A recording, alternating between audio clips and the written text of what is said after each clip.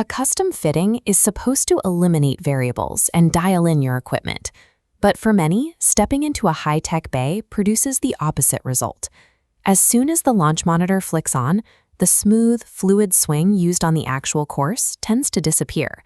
You grip the club tighter, dig in your heels, and start swinging at 110% effort.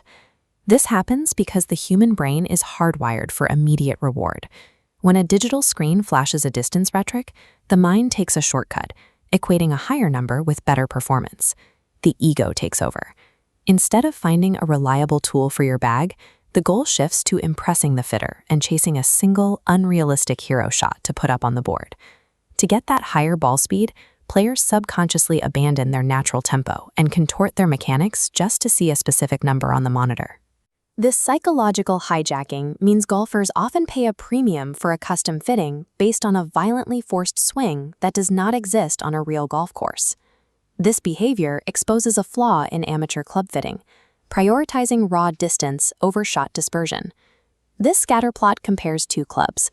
Club A carries 250 meters, its dots tightly condensed around the center line, highly predictable. Club B carries 265 meters, but its scatter pattern is erratic, veering wildly left and right. Despite the visual evidence of the risk, most amateurs instinctively choose Club B because of the larger 265-meter label. Choosing the extra 15 meters at the cost of a wider pattern puts more hazards and out-of-bounds stakes in play. That added distance usually translates directly into a higher scorecard. A launch monitor provides perfect sterile conditions, but real golf is played in a much more chaotic environment. You play from heavy rough, navigate tricky escapes through dense trees, and execute shots under intense psychological pressure. In those variable conditions, dispersion is the most critical metric. You need to know exactly where your miss will land to keep the ball in play. A professional fitter acts as an objective ally during this process.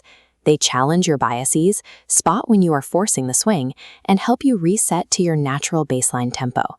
A fitter who merely encourages your ego by pointing to your longest drive is actively sabotaging your game.